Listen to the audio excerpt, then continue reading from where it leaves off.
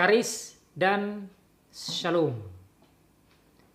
Pembacaan firman Tuhan terambil dari lanjutan bacaan kita dari kitab Kisah Para Rasul. Kita sudah sampai di pasal 6 dan kali ini kita baca dengan pasal ke-7 berhubungan dengan konteksnya khusus tentang kesaksian dari kehidupan Stefanus. The reading of the Word of God is taken from Acts chapter 6 and 7. Beginilah bunyi firman Tuhan. Pada masa itu, ketika jumlah murid makin bertambah, timbullah sungut-sungut di antara orang-orang Yahudi yang berbahasa Yunani terhadap orang-orang Ibrani. Karena pembagian kepada janda-janda mereka diabaikan dalam pelayanan sehari-hari. Berhubung dengan itu, ke-12 rasul itu memanggil semua murid berkumpul dan berkata, "Kami tidak merasa puas karena kami melalaikan firman Allah untuk melayani meja.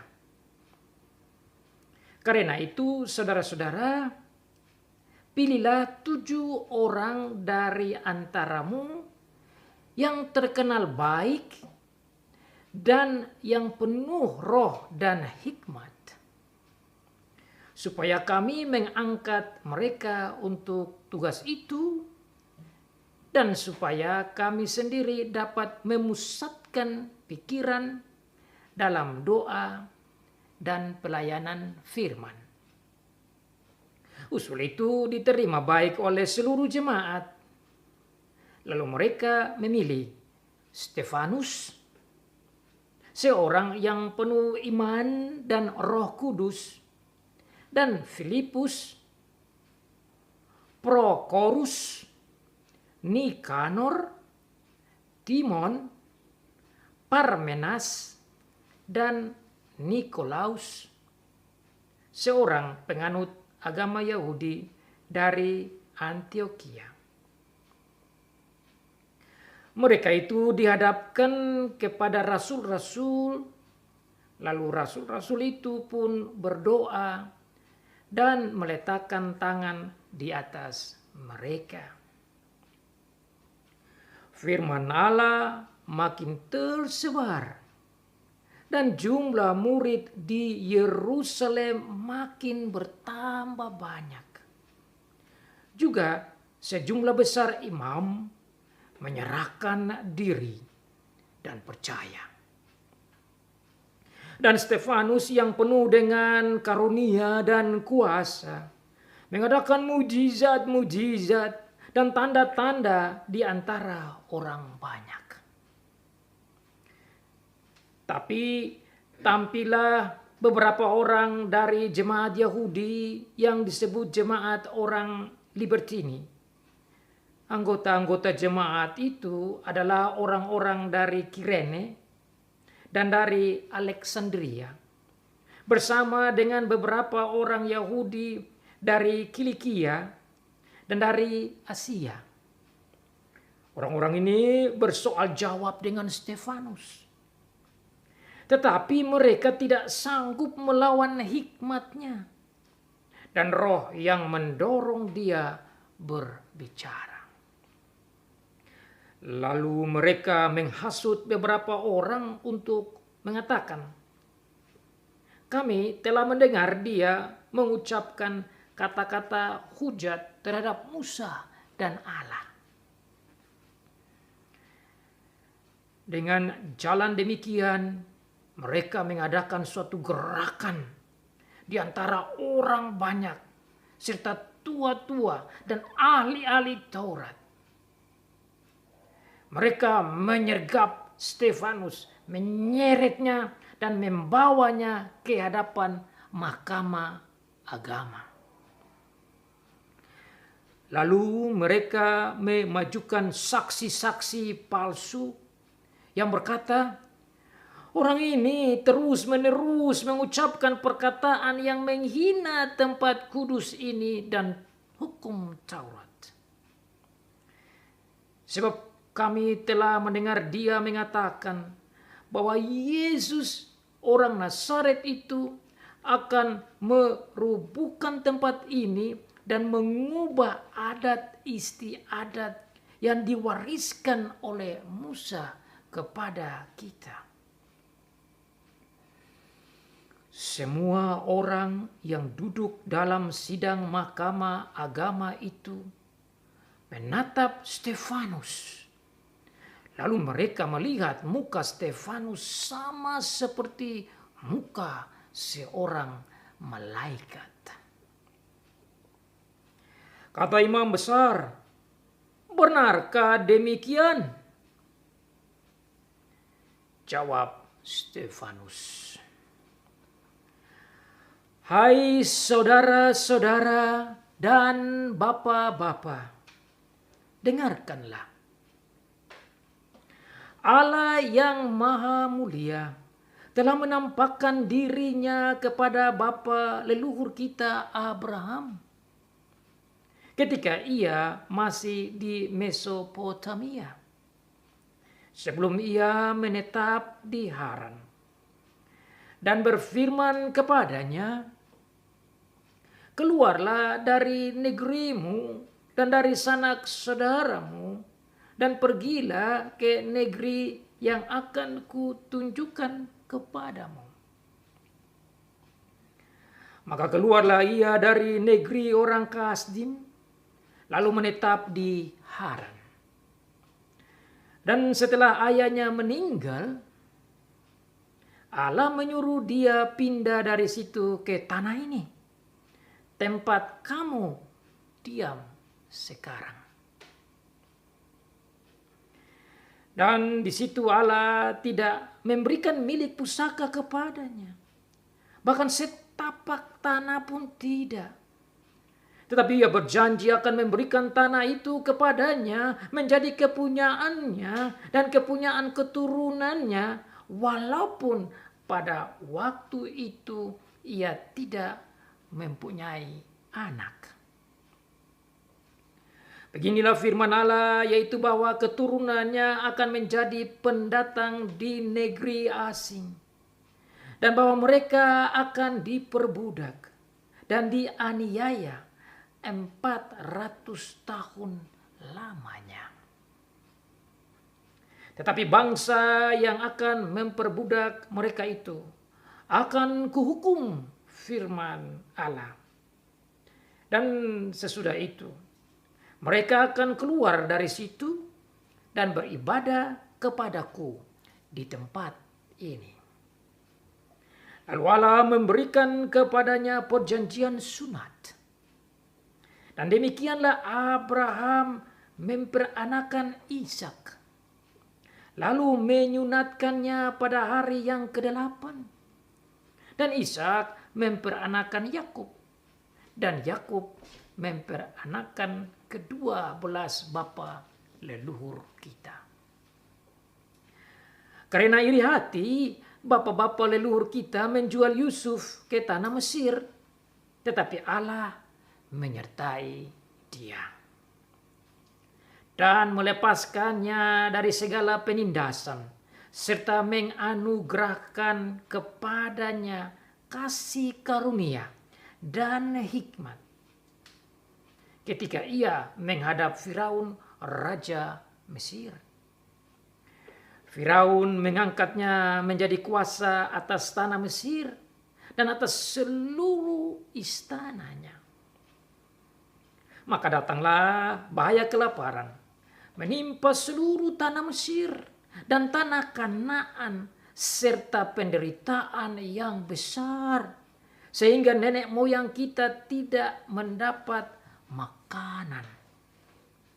Tetapi ketika Yakub mendengar bahwa di tanah Mesir ada gandum, ia menyuruh nenek moyang kita ke sana. itulah kunjungan mereka yang pertama. Pada kunjungan mereka yang kedua, Yusuf memperkenalkan dirinya kepada saudara-saudaranya. Lalu ketahuanlah asal usul Yusuf kepada Firaun. Kemudian Yusuf menyuruh menjemput Yakub, ayahnya, dan semua anak sanak saudaranya, 75 jiwa banyaknya. Lalu pergilah Yakub ke tanah Mesir. Di situ ia meninggal, ia dan nenek moyang kita. Mayat mereka dipindahkan ke Sikem dan diletakkan di dalam kuburan yang telah dibeli Abraham dengan sejumlah uang perak dan anak-anak dari anak-anak Hemor di Sikem. Tetapi makin dekat genapnya janji yang diberikan Allah kepada Abraham, makin bertambah banyaklah bangsa itu di Mesir. Sampai bangkit seorang raja lain memerintah tanah Mesir, seorang yang tidak mengenal Yusuf. Raja itu mempergunakan tipu daya terhadap bangsa kita dan menganiaya nenek moyang kita, serta menyuruh membuang bayi mereka, supaya bangsa kita itu jangan berkembang. Pada waktu itulah Musa lahir, dan ia elok di mata Allah. 3 bulan lamanya ia diasuh di rumah ayahnya. Lalu ia dibuang, tetapi putri Firaun memungutnya dan menyuruh mengasuhnya seperti anaknya sendiri. Dan Musa dididik dalam segala hikmat orang Mesir, dan ia berkuasa dalam perkataan dan perbuatannya. Pada waktu itu berumur 40 tahun, pada waktu ia berumur 40 tahun, timbullah keinginan dalam hatinya untuk mengunjungi saudara-saudaranya, yaitu orang-orang Israel. Ketika itu ia melihat seorang dianiaya oleh seorang Mesir. Lalu ia menolong dan membela orang itu dengan membunuh orang Mesir itu. Pada sangkanya saudara-saudaranya akan mengerti bahwa Allah memakai dia untuk menyelamatkan mereka. Tetapi mereka tidak mengerti. Pada keesokan harinya, ia muncul pula ketika 2 orang Israel sedang berkelahi. Lalu ia berusaha mendamaikan mereka. Katanya, "Saudara-saudara, bukankah kamu ini bersaudara? Mengapakah kamu saling menganiaya?" Tetapi orang yang berbuat salah kepada temannya itu menolak Musa dan berkata, "Siapakah yang mengangkat engkau menjadi pemimpin dan hakim atas kami? Apakah engkau bermaksud membunuh aku sama seperti kemarin engkau membunuh orang Mesir itu?" Mendengar perkataan itu, larilah Musa dan hidup sebagai pendatang di tanah Median. Di situ ia memperanakan 2 orang anak laki-laki. Dan sesudah 40 tahun tampaklah kepadanya seorang malaikat di padang gurun Gunung Sinai, di dalam nyala api yang keluar dari semak duri. Musa heran tentang penglihatan itu. Dan ketika ia pergi ke situ untuk melihatnya dari dekat, datanglah suara Tuhan kepadanya. "Akulah Allah nenek moyangmu, Allah Abraham, Ishak, dan Yakub." Maka gemetarlah Musa dan ia tidak berani lagi melihatnya. Lalu firman Allah kepadanya, tanggalkanlah kasutmu dari kakimu. Sebab tempat di mana engkau berdiri itu adalah tanah yang kudus. Aku telah memperhatikan dengan sungguh kesengsaraan umatku di tanah Mesir, dan aku telah mendengar keluh kesah mereka, dan aku telah turun untuk melepaskan mereka. Karena itu marilah, engkau akan kuutus ke tanah Mesir. Musa ini yang telah mereka tolak dengan mengatakan, siapakah yang mengangkat engkau menjadi pemimpin dan hakim? Musa ini juga telah diutus oleh Allah sebagaimana pemimpin dan penyelamat. Musa ini juga telah diutus oleh Allah sebagai pemimpin dan penyelamat oleh malaikat yang telah menampakkan diri kepadanya di semak duri itu. Dialah yang membawa mereka keluar dengan mengadakan mujizat-mujizat dan tanda-tanda di tanah Mesir, di Laut Merah, dan di padang gurun 40 tahun lamanya. Musa ini pula lah yang berkata kepada orang Israel, seorang nabi seperti aku ini akan dibangkitkan Allah bagimu dari antara saudara-saudaramu.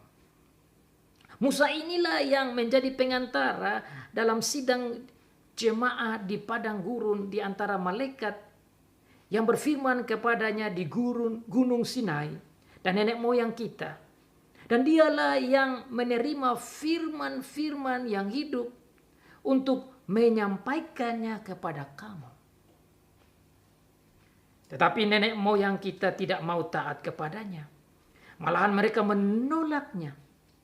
Dalam hati mereka ingin kembali ke tanah Mesir. Kepada Harun mereka berkata, buatlah untuk kami beberapa Allah yang akan berjalan di depan kami. Sebab Musa ini yang telah memimpin kami keluar dari tanah Mesir. Kami tidak tahu apa yang telah terjadi dengan dia. Lalu pada waktu itu mereka membuat sebuah anak lembu dan mempersembahkan persembahan kepada berhala itu. Dan mereka bersuka cita tentang apa yang dibuat sendiri oleh mereka.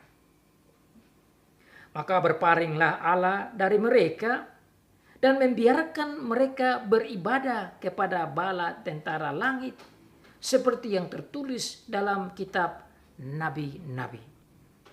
Apakah engkau mempersembahkan kepadaku korban sembelian dan persembahan selama 40 tahun di padang gurun itu, hai kaum Israel? Tidak pernah, malahan kamu mengusung kemah Molok dan bintang dewa Refan. Patung-patung yang kamu buat itu untuk disembah. Maka aku akan membawa kamu ke dalam pembuangan sampai di seberang sana Bible. Kemah kesaksian ada pada nenek moyang kita di padang gurun, seperti yang diperintahkan Allah kepada Musa untuk membuatnya menurut contoh yang telah dilihatnya.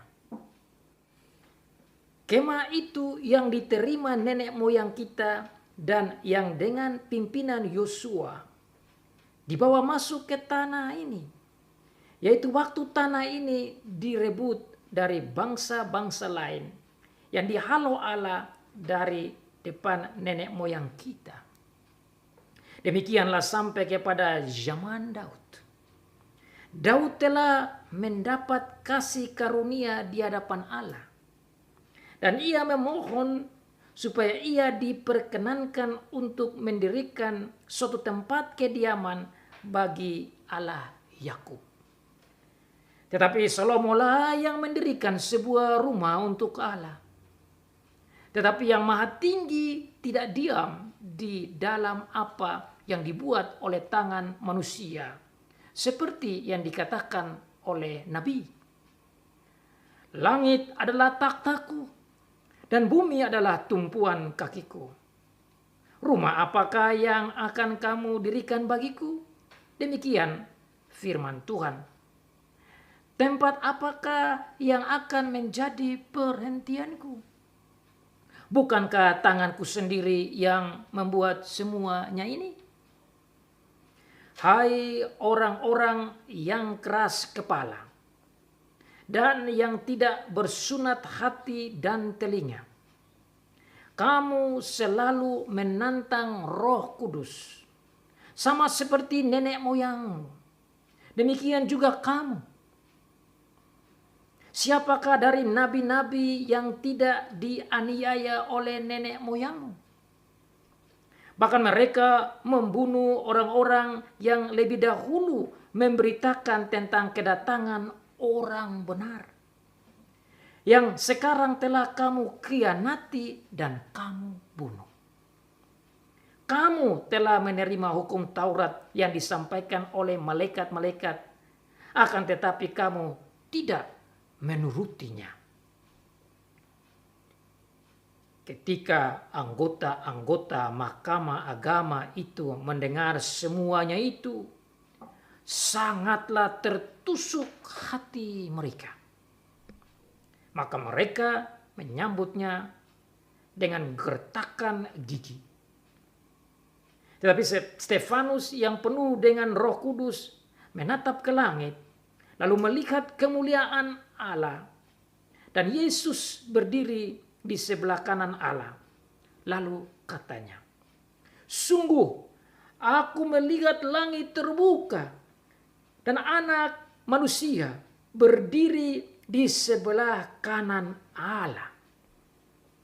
Maka berteriak-teriaklah mereka dan sambil menutup telinga serentak menyerbu dia. Mereka menyeret dia keluar kota, lalu melemparinya, dan saksi-saksi meletakkan jubah mereka di depan kaki seorang muda yang bernama Saulus. Sedang mereka melemparinya, Stefanus berdoa, katanya, "Ya Tuhan Yesus, terimalah rohku." Sambil berlutut, ia berseru dengan suara nyaring, "Tuhan, janganlah tanggungkan dosa ini kepada mereka." Dan dengan perkataan itu meninggallah ia. Bersaksi sampai mati. Stefanus dengan berani bersaksi tentang Injil Tuhan Yesus sampai mati. Luar biasa. It's amazing. Stephen, so brave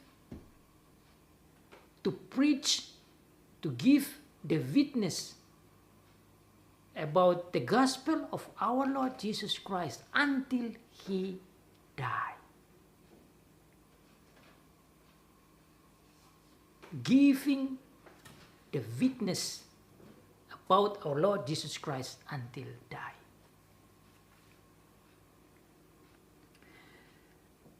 Dalam membaca, menggali, memahami akan firman Tuhan dari kitab Kisah Para Rasul. Sejak pasal pertama, pasal 2, pasal 3, pasal 4, pasal 5, sekarang pasal 6 dan pasal 7. Yang saya membaca secara panjang. Agar supaya saudara dan saya bisa menikmati akan firman Tuhan dalam konteksnya secara dalam, secara jelas. Bagaimana cerita sejarah keselamatan yang Tuhan buat di Perjanjian Baru. Agar supaya kita mengerti bagaimana cara Tuhan memimpin gereja, bagaimana Injil bertumbuh dan merambat dengan luar biasa di bawah pimpinan Roh Kudus dan firman Tuhan yang fokusnya pada Tuhan Yesus Kristus. Preaching and teaching that focus on Christ. Christ-centered preaching. Christ-centered teaching and witnessing. Dalam setiap pasal demi pasal dari kitab Kisah Para Rasul, saudara dan saya belajar bagaimana setiap pasal membicarakan tentang fokus kesaksian, fokus pengkhotbahan. Fokus kesaksian itu hanya kepada Tuhan Yesus sampai kepada pasal 6 dan pasal 7 ini. Bersama dengan fokus kepada Tuhan Yesus dan fokus kepada Injil, saudara saya juga diberitahukan bagaimana Roh Kudus selalu membimbing hamba-hamba Tuhan. Selalu membimbing pelayan-pelayan, rasul-rasul dan murid-murid Tuhan dalam bersaksi. Dan bersama dengan pemberitaan yang fokus pada Tuhan Yesus itu, yang kita namakan dengan marturia, ada juga koinonia, yang berbicara tentang persekutuan yang indah. Bagaimana kehidupan jemaat Tuhan pada awal yang kita dengar minggu lalu dan minggu sebelumnya. Dan bersama dengan marturia dan koinonia ada juga diakonia, yaitu pelayanan kasih. Dan itulah ciri khas gereja. Gereja yang berpusat pada Tuhan Yesus selalu ada marturia, kesaksian tentang Tuhan Yesus. Gereja yang berpusat pada Tuhan Yesus selalu ada koinonia di dalam Tuhan Yesus atau persekutuan dalam Tuhan Yesus. Gereja yang berpusat pada Tuhan Yesus selalu ada diakonia yang selalu berpusat pada Tuhan Yesus. Itu ya lah yang terjadi dalam pasal 6. Pasal 6 menceritakan sedikit lebih dalam bagaimana pertumbuhan gereja yang dihambat tetapi merambat. Pertumbuhan gereja yang merambat, pertumbuhan penginjilan yang merambat, pertumbuhan pemberitaan yang berpusat pada Yesus yang merambat dan tidak bisa dibendung dan tidak bisa di-stop, yang tidak bisa diberhentikan oleh siapapun atau kuasa apapun. Dan pemberitaan yang berpusat pada Tuhan Yesus ini memberikan dan membuahkan hasil yang luar biasa, sehingga jumlah murid Tuhan Yesus, jumlah pengikut Tuhan Yesus, jumlah orang yang percaya menjadi luar biasa banyaknya. Dalam pasal yang keempat dikatakan 5.000 belum dihitung perempuan, anak-anak dan pemuda-pemudi.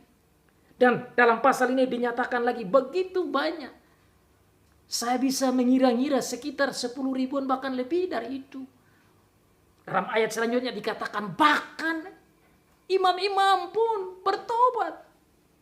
Luar biasa pemberitaan Tuhan Yesus tentang Tuhan Yesus, Injil Tuhan Yesus ini menghasilkan orang-orang percaya yang ada di Yerusalem dan yang ada di Yudea itu menjadi percaya pada Tuhan Yesus, menjadi bertobat dan mengikuti Tuhan Yesus, menjadi murid Tuhan Yesus.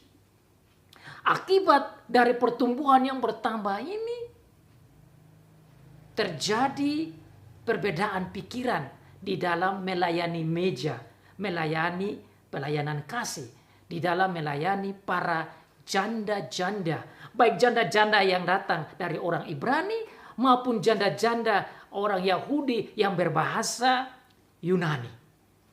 Dan dikatakan di sana bahwa mereka dari orang-orang Yahudi yang berbahasa Yunani, janda-janda mereka itu merasa seperti diabaikan.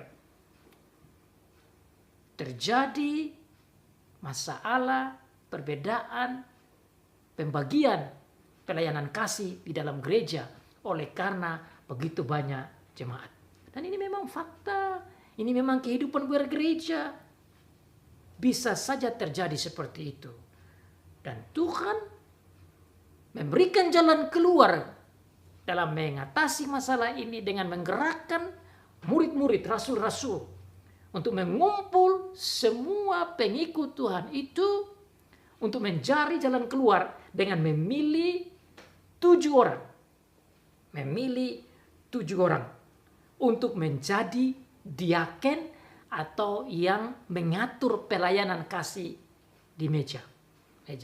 Tuhan Yesus dalam arti menjalankan pelayanan diakonia. Maka usul ini diterima dan mereka memilih 7 orang. Dan ada syaratnya. Bahwa 7 orang yang dipilih itu harus menjadi orang yang berhikmat. Tidak sembarang orang yang dipilih untuk menjadi diaken atau yang akan menjalankan pelayanan meja ini. Dikatakan di sana bahwa kami merasa tidak puas karena kami melalaikan firman Allah untuk melayani meja. Ayat 3. Karena itu saudara-saudara, pilihlah 7 orang dari antara kamu yang terkenal baik, itu 1, yang penuh dengan roh, 2, dan berhikmat. Jadi ada 3 kriteria syarat untuk memilih 7 orang ini. Yang pertama, harus terkenal baik, artinya namanya baik, artinya sikap hidupnya baik, artinya kehidupannya baik. Yang kedua, bahwa orang itu harus mempunyai Roh Kudus. Penuh dengan Roh Kudus, artinya Roh Kudus harus memimpin kehidupannya. Dan yang ketiga, berhikmat. Sikap, hikmat, dan roh. Itu adalah syarat menjadi diaken.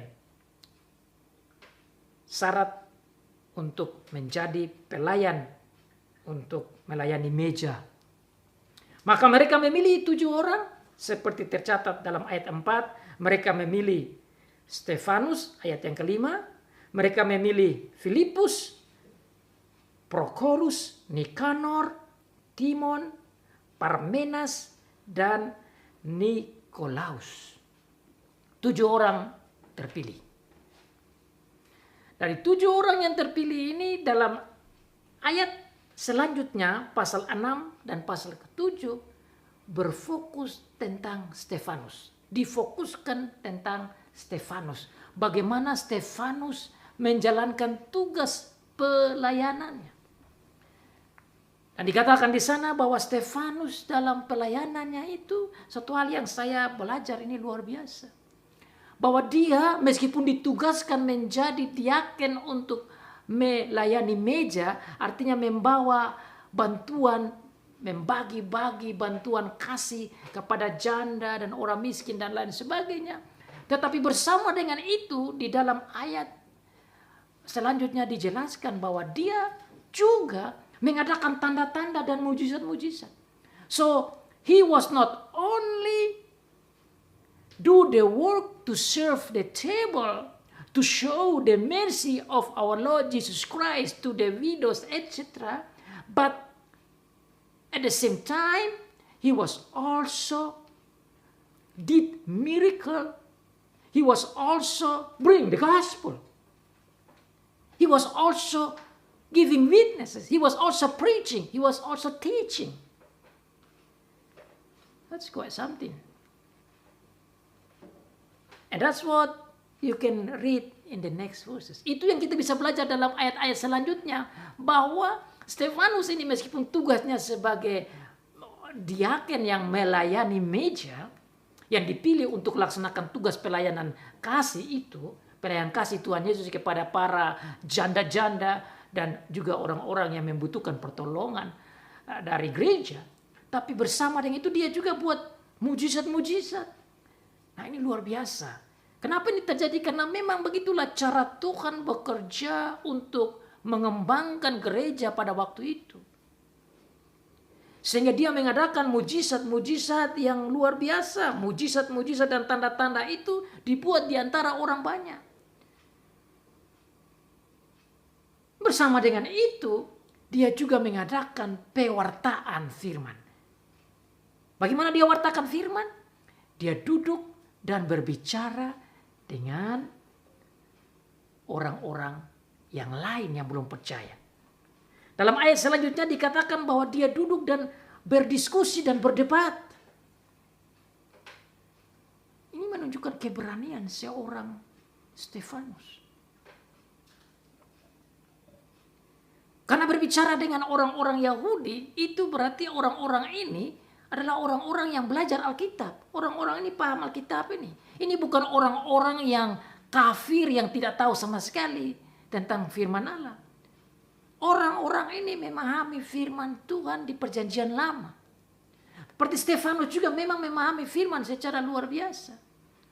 Maka dia berdebat, tetapi bedanya di antara Stefanus dengan orang-orang Yahudi ini, yaitu dia dipimpin oleh Roh Kudus.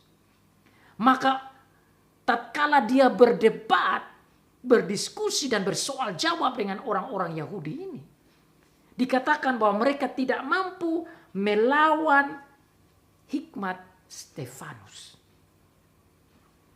Ini kita belajar bagaimana Tuhan memimpin Stefanus untuk menjadi saksi, untuk menjelaskan firman Tuhan dengan baik. Di sini kita belajar juga bahwa untuk belajar firman Tuhan tidak bisa belajar dengan otak. Tidak bisa belajar dengan logika. Tidak cukup hanya tahu saja. Tetapi harus dibimbing dan digembleng dan dituntun oleh Roh Kudus. Itu yang kita pelajari. Orang itu bersoal jawab dengan Stefanus. Ayat yang ke-9. Tetapi mereka tidak sanggup melawan hikmatnya. Dan roh yang mendorong dia berbicara. Hikmat dan roh. Ini perlu kita belajar. Menjadi murid Tuhan Yesus itu kita butuh itu.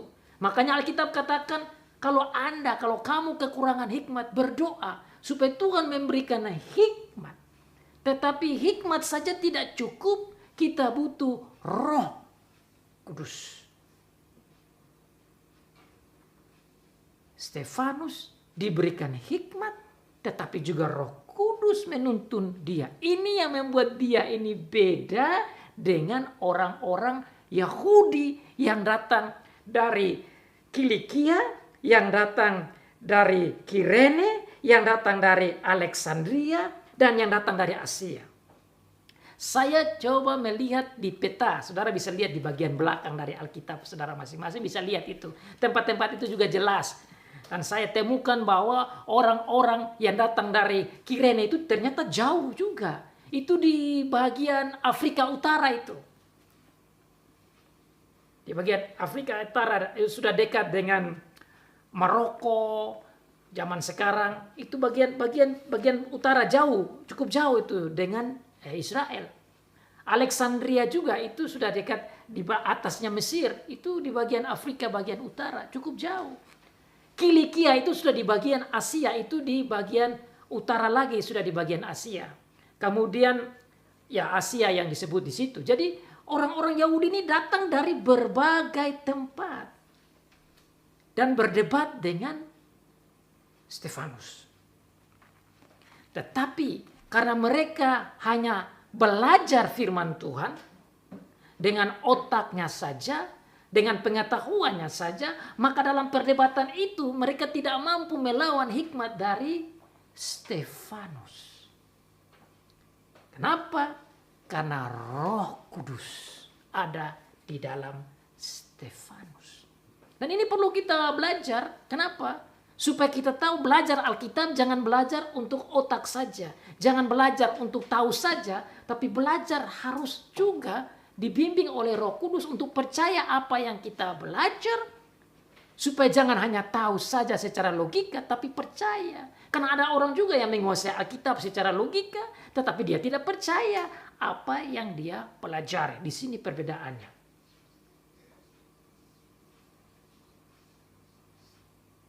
Di dalam cerita selanjutnya, ternyata akibat mereka kalah, timbullah iri hati. Timbullah emosi. Di sini saudara dan saya bisa belajar bahwa kalau orang belajar Alkitab hanya untuk diri, untuk otak, tatkala kalah emosi, tatkala kalah marah. Tapi orang yang dipimpin oleh Roh Kudus, dia bukan berdebat untuk mencari kemenangan. Dia bukan berdebat untuk kemuliaan dirinya. Dia bukan berdebat untuk memuaskan logikanya. Tapi dia berdebat untuk membangun orang. Untuk membawa orang kepada iman pada Tuhan Yesus. Itu ciri khas orang yang dipimpin oleh Roh Kudus dalam belajar firman. So you see the difference of learning the Bible. Different in debating the Bible. When people study the Bible only to fulfill and satisfy the logic, his logic, then when he lost the debating, he became angry and tried to do some bad maneuvering in order to destroy the other partner. But person who love God's word, who is led by the Holy Spirit, when they bring the gospel, when they debate about the word of God, it's not important about themselves, but they think about Jesus. They think about how to bring the other people to know Lord Jesus and to accept him and to believe in him. That's the point and that's the difference. Ini pelajaran penting bagi kita semua, para pengikut Tuhan Yesus. Orang-orang Yahudi ini juga mereka waktu itu berpikir bahwa mereka orang-orang rohani. Karena mereka belajar Alkitab, perjanjian lama waktu itu. Saudara dan saya juga zaman ini, pengikut-pengikut Tuhan Yesus, bisa saja juga kita belajar. Tetapi ada beda yang kita harus belajar dari firman Tuhan ini. Belajar untuk tahu dan belajar untuk berdebat dan mencari nama kita, atau belajar untuk memberitakan firman dan berdebat untuk mencari nama Tuhan Yesus dan membawa orang kepada iman. Nah, itu saya kira penting untuk kita pelajari. Ini penting untuk kita anak muda, ini penting untuk kita orang tua, ini penting untuk kita majelis-majelis gereja, ini penting untuk para penginjil, ini penting untuk para pengkhotbah, ini penting untuk pendeta-pendeta, siapa saja, gembala-gembala. Karena kita bisa saja terjerumus kepada egosentris, pemusatan pada diri. Bahwa kita begitu tahu akan segala sesuatu, bahwa kita pasti harus didengar, bahwa kita memang mengerti semua, dan bahwa orang lain harus mendengar kita.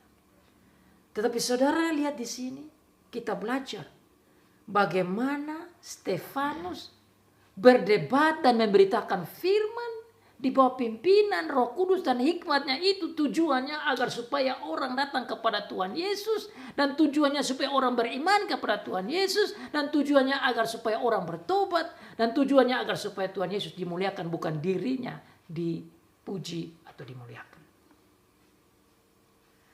Orang yang berdebat atau yang berdiskusi untuk memuaskan otaknya dan dirinya dan berpusat pada pujian diri, bisa kita belajar dari orang-orang Yahudi ini. Kalah, tidak menerima kekalahan dan mencari jalan keluar dan melihat apa maksud Tuhan di balik semua ini, tapi justru sebaliknya mengambil langkah-langkah negatif. Mengambil langkah-langkah jahat. Dan kejahatan apa yang mereka buat? Saudara tadi dengar pembacaan firman Tuhan. Mereka justru menghasut banyak orang. Lihat ini politik busuk. Bisa saja terjadi dalam gereja. Bisa saja terjadi dalam komunitas Kristen. Bisa saja terjadi dalam diri kita. Tidak siap menerima fakta kebenaran dalam perdebatan, tetapi justru mengambil langkah-langkah kejahatan, menghasut orang lain untuk menyusahkan orang yang berhikmat dan dipimpin oleh Roh Tuhan. Sudah hasut orang lain, juga membuat isu yang sangat tidak benar. Saudara belajar di Alkitab, di sini saudara lihat ada saya baca dan saya lihat begitu banyak kejahatan, begitu banyak penipuan, begitu banyak strategi busuk yang mereka buat. Apa yang dibuat di sana saudara lihat, mereka menghasut orang banyak. Satu. Setelah mereka menghasut orang banyak, mereka membuat isu statement yang busuk, fitnahan.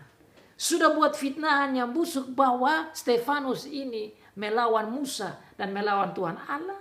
Mereka membuat lagi perkumpulan-perkumpulan gerakan bersama untuk mempengaruhi para pimpinan rohani pada waktu itu. Yaitu pengaruh pada tua-tua dan berusaha untuk mempengaruhi ahli-ahli Taurat yang nanti arahnya kepada mahkamah agama atau Sanhedrin. Kemudian mereka lagi menyiapkan saksi-saksi palsu. Saksi-saksi dusta. Yang mendustai. Saudara lihat ini orang-orang rohani. Saudara. Ini orang-orang rohani ini. Rohani dalam arti orang-orang ini percaya Alkitab. Di perjanjian lama orang-orang ini belajar Alkitab. Ini ahli-ahli Taurat, tua-tua orang. Saudara orang Yahudi begitu. Mereka begitu suka mempelajari perjanjian lama dan berusaha untuk mengetahui apa yang dikatakan di dalam perjanjian lama. Tetapi aneh tapi nyata. Justru orang begitu bergumul, bergelut, dan mempelajari begini banyak firman. Orang-orang inilah yang justru menjadi the stumbling block and enemy. Menjadi batu sandungan dan musuh kepada kebenaran. Ini pelajaran bagi saudara dan saya. Tidak selamanya orang yang mau belajar firman Tuhan itu bisa saja menuju kepada kebenaran. Ini orang-orang belajar tapi justru bukan menuju pada kebenaran. Mengetahui Tuhan Yesus dan menerima Tuhan Yesus dan taat pada Tuhan Yesus. Justru faktanya penipuan, pemfitnahan, pembuatan isu. Bahkan arahnya ini saudara kalau saya pelajari latar belakang otak mereka. Saya lihat tujuannya itu tidak lain yaitu pembunuhan. Saudara bayangkannya gara-gara kalah debat saja.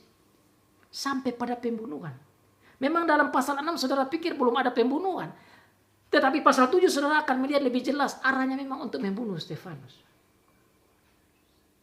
Saya tatkala baca baik-baik, tatkala mereka katakan isu bahwa Stefanus ini telah menghujat Musa dan Allah. Itu dasarnya itu sudah jelas dalam Imamat pasal yang ke-24. Saudara bisa buka di sana. Imamat pasal 24. Ayat yang ada banyak tapi saya buka saja ayat yang ke-16. Itu dasarnya. Dasarnya yaitu bahwa kalau sudah hujat Musa, hujat Allah, konsekuensinya dilempar dengan batu. Jadi sebelum dilempar dengan batu, programnya sudah ada. Ini busuk sekali. Ini orang-orang ini berdebat hal-hal rohani tetapi arahnya pada pembunuhan.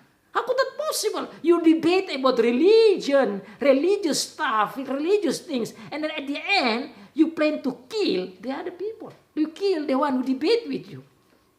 What kind of plan? What kind of people is this? I just don't understand. This is why these people, they just learn in order to fulfill their logic, but they don't believe in God.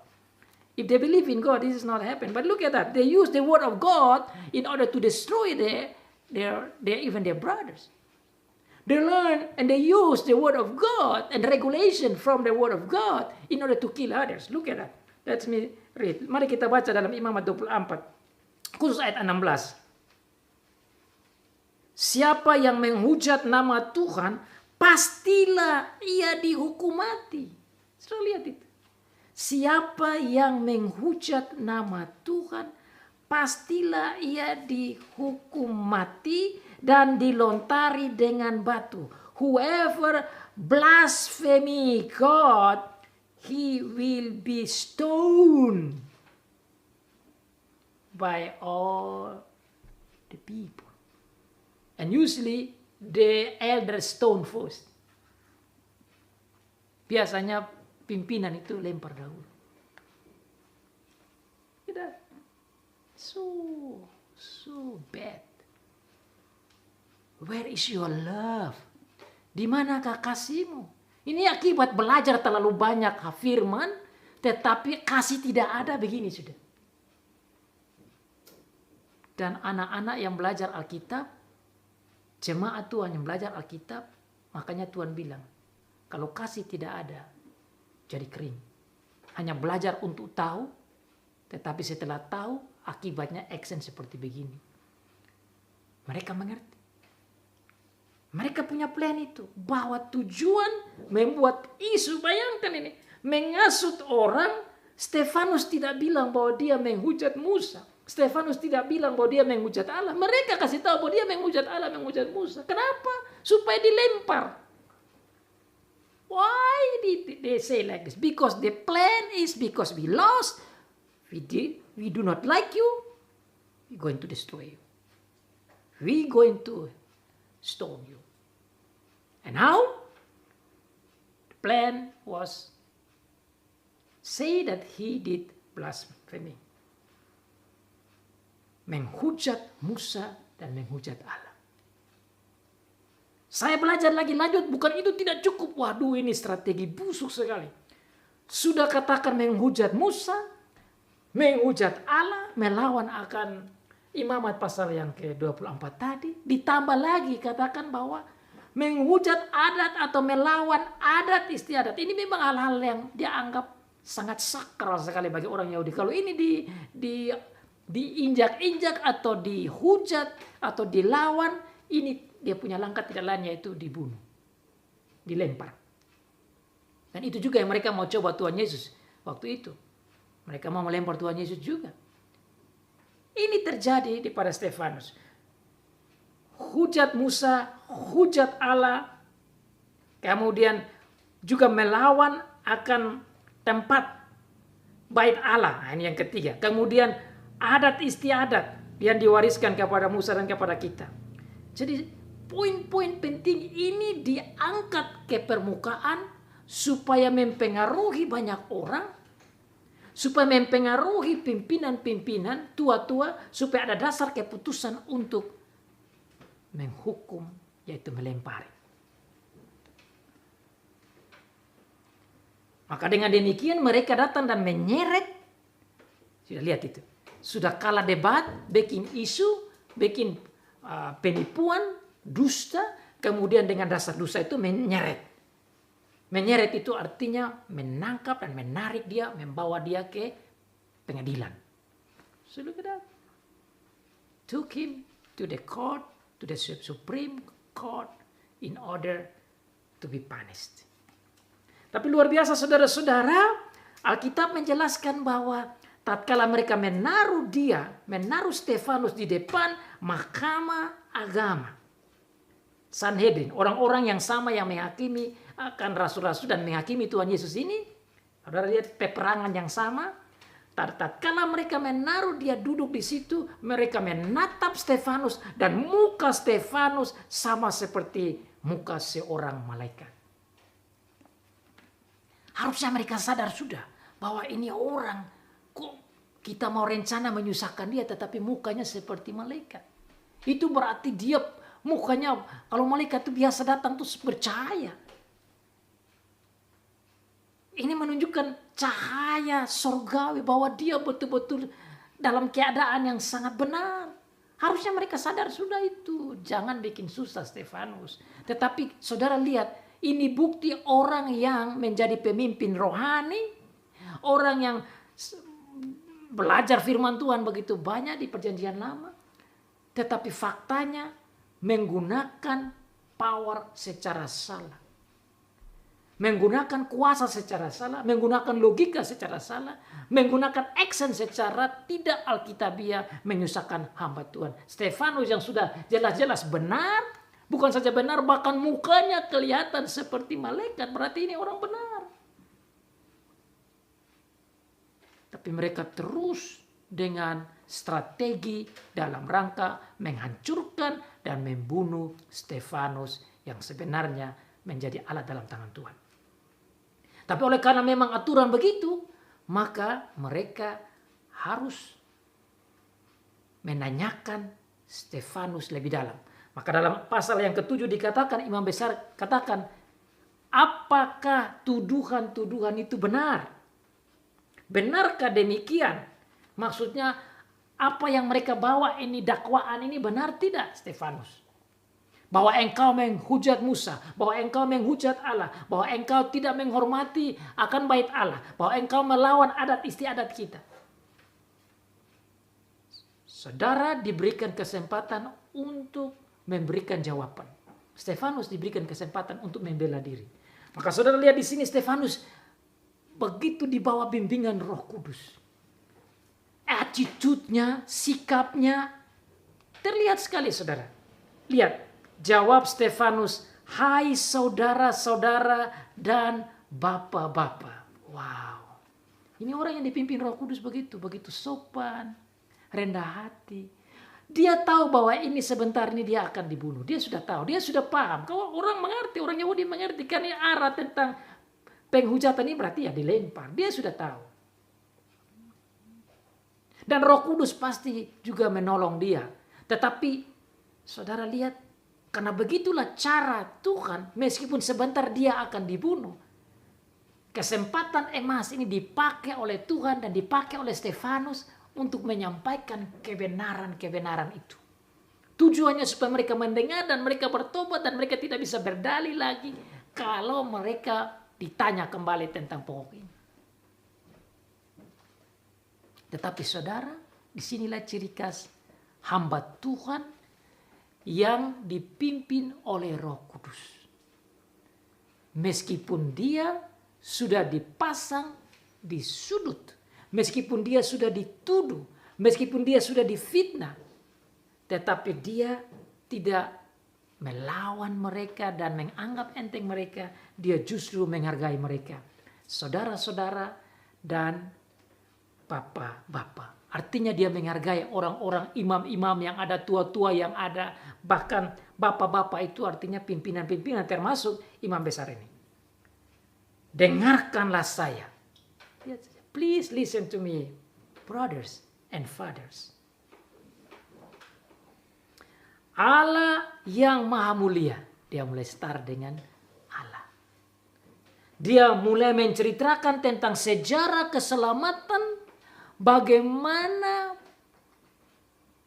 bangsa mereka, yaitu bangsa Israel ini, dituntun dan dibimbing oleh Tuhan. Mulai dari Abraham. Waktu Abraham ada di Ul-Kasdim, di Haran, datang ke Israel. Kemudian dipimpin oleh Tuhan dan pergi ke Mesir. Kemudian dari Abraham diberikanlah itu tanda sunat itu. Apa dia sebut ini? Ini dia mau kasih tahu kepada mereka bahwa saya ini mengerti sejarah. Saya tahu sejarah keselamatan ini. Saya hargai itu. Saya hormati itu. Saya hormati bapak-bapak kita. Saya hormati Musa. Saya hormati Abraham. Saya hormati itu adat istiadat termasuk sunat itu. Saya hormati tentang kita punya tempat ibadah yaitu kemah kesaksian. Bait suci. Saya mengerti semua itu. Jadi saudara lihat di dalam pembelaannya Stefanus mengangkat seluruh poin-poin sejarah keselamatan dan menjawab tuduhan-tuduhan mereka itu secara terperinci. Dan itu kebenaran yang dia angkat. He defended himself by giving all the truth about the salvation history that God has made from Abraham. He acknowledged and respected and honored Moses and God and the tabernacle or temple of God and also their tradition, because he also mentioned about circumcision. Jadi saudara lihat di sini, di dalam cerita pasal yang ke-7, makanya tadi saya baca semua supaya kita bisa melihat sejarahnya itu, bagaimana defendingnya, bagaimana pembelaan kebenaran.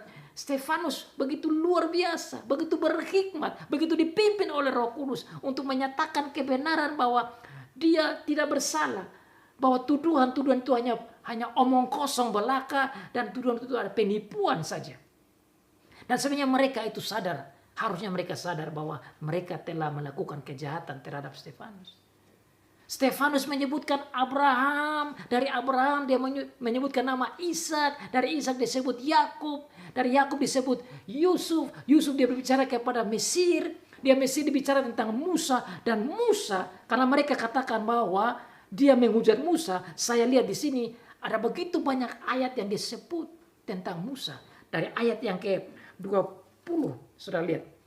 Itu bicara terus tentang Musa, dengan bagaimana Musa dipelihara oleh putri Firaun, kemudian Musa berjalan ke Midian, kemudian Musa memimpin mereka, dan semua cerita tentang pimpinan Musa itu disebutkan dalam rangka menghargai dan menghormati Musa, bahwa dia tidak menghujat Musa.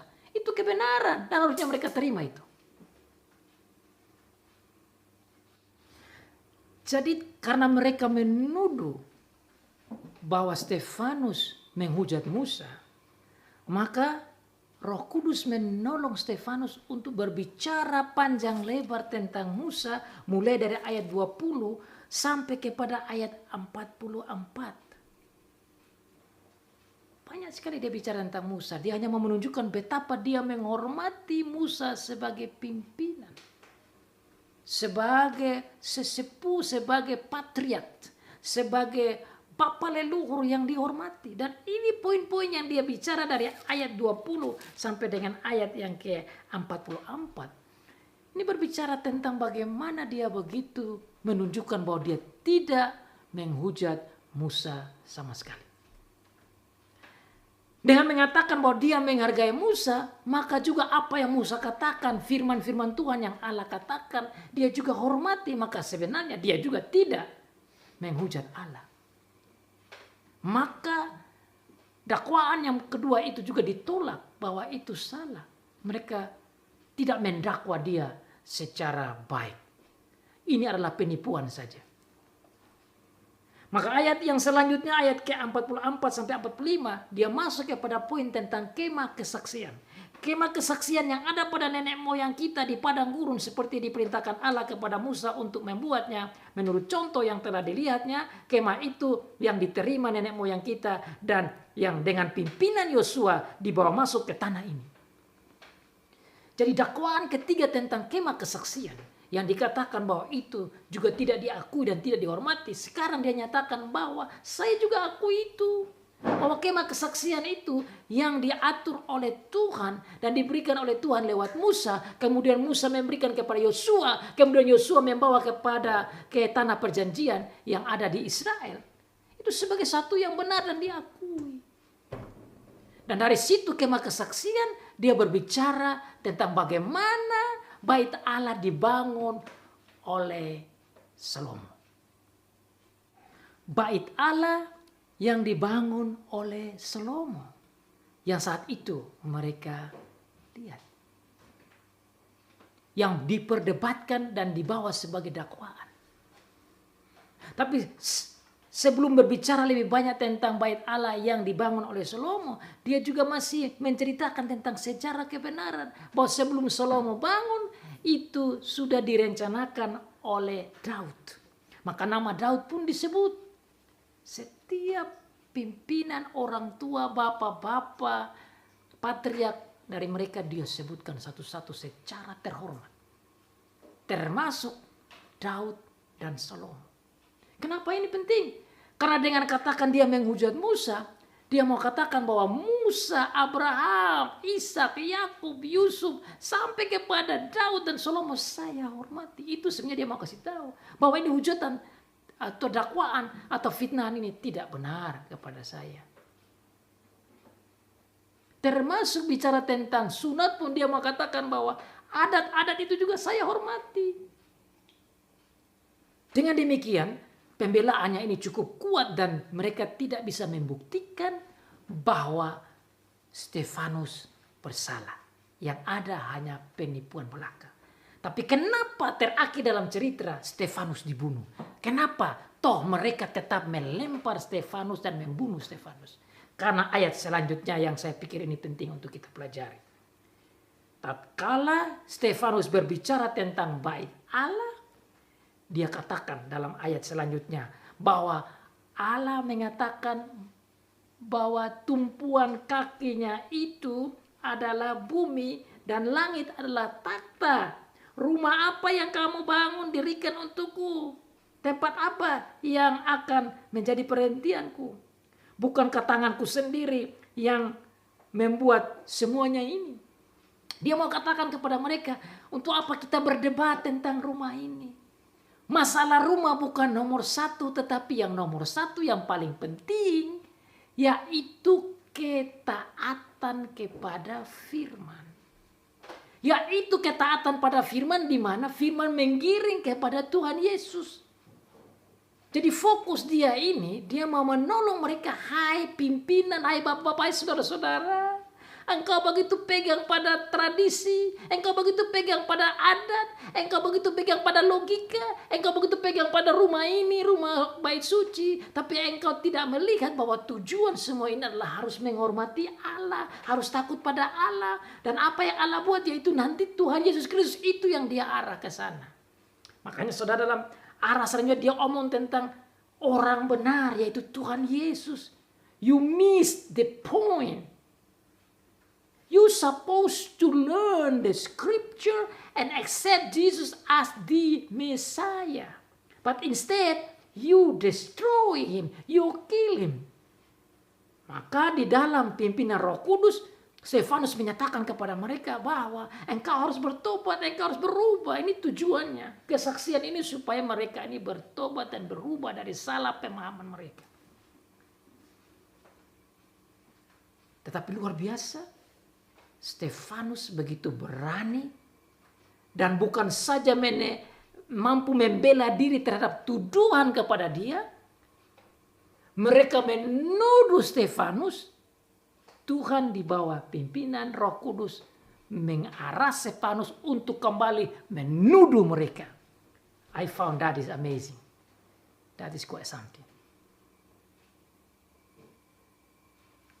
Dituduh, tetapi setelah membebaskan, membela diri dari tuduhan, menuduh kembali. Dan ini Tuhan pakai Stefanus. Apa yang Stefanus katakan dengan begitu berani? Dia bilang, hai orang-orang yang keras kepala. Ini cukup keras. Keras kepala, tidak bersunat hati, tidak bersunat telinga, menantang Roh Kudus, membunuh nabi-nabi, membunuh orang yang berbicara tentang kedatangan Tuhan Yesus, membunuh Tuhan Yesus, dan bahkan tidak taat pada hukum Taurat. Ini terlalu tajam, saudara. Ini tajam, ini tuduhan balik yang so sharp statement. If you were the person, were the leaders, were the scribes, were the Sanhedrin members, or even the Jews, you will understand how sharp this sentence is. Ini kalimat yang tajam sekali, saudara. Kenapa? Karena kalimat ini menuduh kembali, menusuk kembali, menyatakan bahwa kamu memang yang jahat. Kamu bilang saya jahat, justru kamu yang jahat. Apa kejahatanmu? Kamu keras kepala. Apa keras kepalamu? Seperti nenek moyangmu, hamba-hamba Tuhan, nabi-nabi yang dikirim. Bukan kamu dengar dan bukan kamu taat, kamu justru bunuh. Look at that. Kamu bunuh karena kamu punya keras kepala itu. Hard neck. Kamu bunuh bukan saja kepala kerasmu itu, keras tengkukmu itu, tapi juga kamu bunuh karena kamu punya telinga itu tebal. Kamu punya telinga itu tidak disunat, tidak dibersihkan. Kamu punya hati itu tidak disunat, tidak. Ini tajam sekali, saudara-saudara. Ini sangat tajam ini. Ini omong ini kepada pimpinan rohani, saudara, jangan main-main. These sentences are given to the spiritual leaders, high priests and all kind of big leaders and elders. Ini tajam sekali. Saudara bayangkan kalau bilang begitu bahwa hati tidak disunat, telinga tidak disunat, kepala keras, bunuh lagi orang. Termasuk bunuh Tuhan Yesus. Dikatakan orang yang benar itu kamu bunuh. Dan mereka tahu itu. Bahwa mereka itulah yang membunuh Tuhan Yesus. Orang benar yang sekarang telah kamu khianati dan kamu bunuh. Sudah begitu, hukum Taurat pun kamu tidak dengar. Ini cukup tajam, cukup berani. Cukup berani. Dan saya pelajari, saya ingin tahu bagaimana reaksi orang ini. Dalam bahasa Indonesia ini tidak terlalu dalam, tapi saya pelajari bahasa aslinya itu dan saya temukan, wow, cukup sakit hati. Ketika anggota-anggota mahkamah agama itu mendengar semuanya, itu sangatlah tertusuk hati mereka. Itu dalam bahasa Indonesia. Hati mereka tertusuk. Tetapi dalam bahasa asli dikatakan hati mereka dipotong-potong. Itu yang bagi saya itu dalam sekali. Their hearts were being cut. Bahasa Indonesia yang lain sebenarnya dalam terjemahan menurut saya yang paling lebih bagus dikatakan hati mereka tuh diiris-iris. Can you imagine that? So if you hear, if your heart being pierced, ditusuk, itu tidak terlalu sedalam kalau diiris-iris. Coba bayangkan. You can imagine that. Itu kata-katanya itu menurut saya itu sangat dalam. Tatkala dikatakan hati mereka dipotong-potong. Jadi dia mulai bicara, kamu kepala keras, kamu punya telinga tidak disunat, potong lagi. Kamu punya hati tidak disunat, kamu membunuh, kamu tidak dengar. Waduh, it's really hurt, sangat sakit.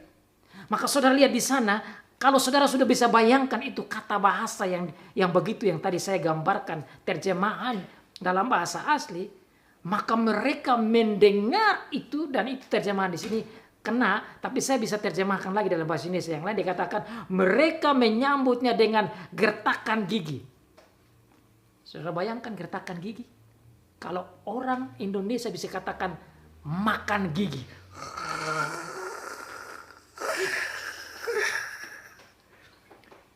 Ini hati terpotong-potong keluar di mulut. Gertakan gigi.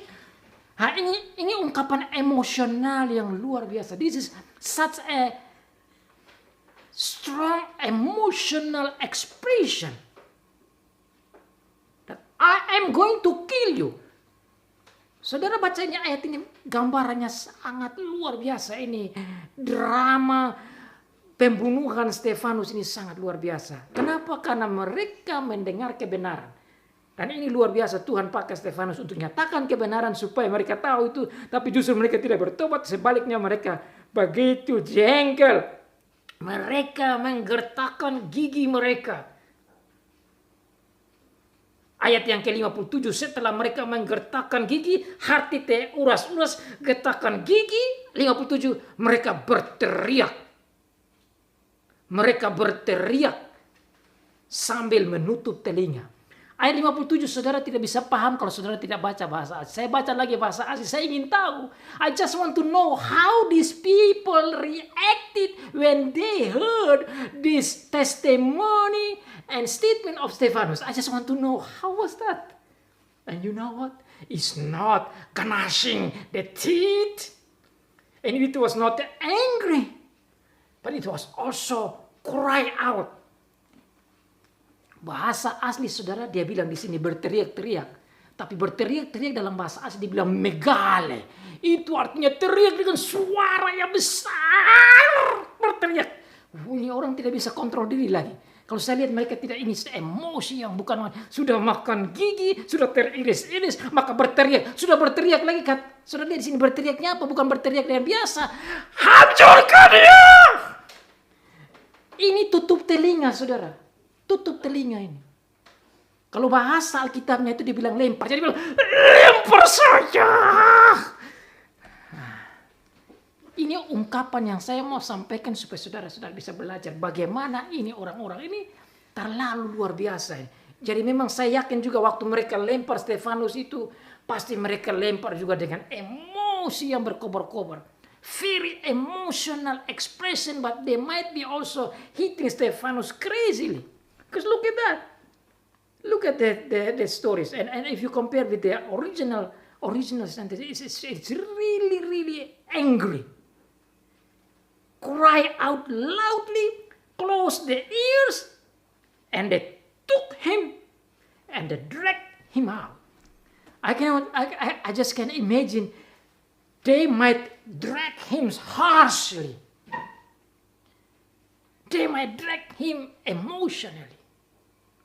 You can imagine from this text how angry these people were. So that's why you see there, they dragged him out of the city and they stoned him. Mereka menyeret dia keluar kota lalu melemparinya. Saudara, saya sudah bilang tadi, tujuan tidak lain pembunuhan. Tujuan tidak lain penghabisan hidup.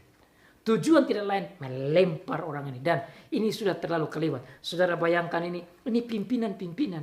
Kata-kata ini saudara kalau kita baca tanpa mendalami betapa dalamnya emosional yang ada, saudara tidak bisa imagine, memahami lebih dalam bagaimana ngerinya amarah mereka. Amarah pimpinan-pimpinan ini. Orang-orang ini memang sombong. Ini akibat orang-orang yang sombong begini sudah. Tatkala dikritik, tatkala disampaikan firman Tuhan, bukan terima dengan rendah hati, bukan terima dengan bertobat, bukan terima dan mengakui kesalahan, justru action dengan tambah kejahatan, kejahatan demi kejahatan. Negative and evil action by evil action because of unrepentant heart. Saudara dan saya belajar. Mari kita belajar dari firman Tuhan ini. Bagaimana bahayanya kalau kita hanya mau memahami firman tapi tidak paham dengan kasih dan dengan pimpinan Roh Kudus dan mencari kebenaran yang sebenarnya. Tetapi lebih daripada itu saudara, saya lihat bagaimana Tuhan menuntun Stefanus. Stefanus meskipun dia melihat emosi, amarah, gertakan gigi dan teriakan segala macam dari orang ini.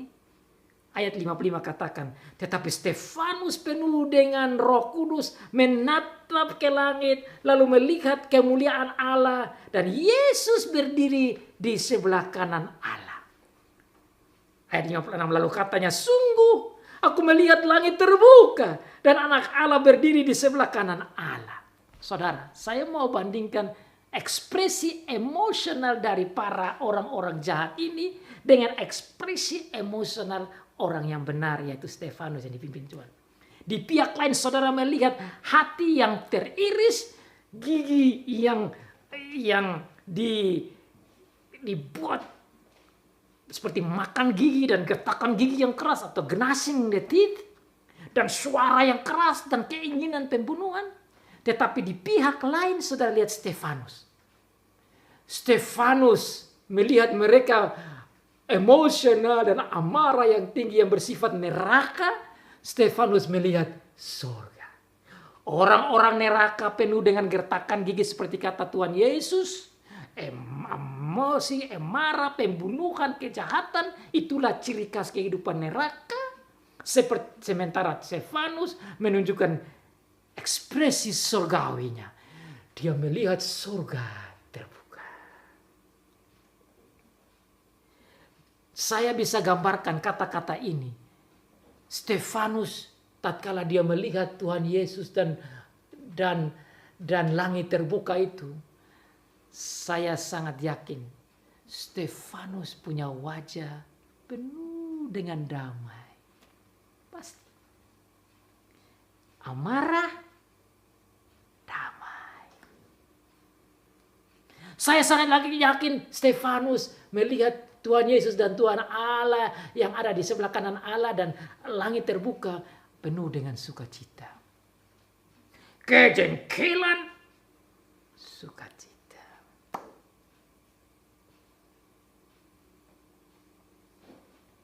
Saya melihat orang-orang ini rencana untuk pembunuhan dan kematian.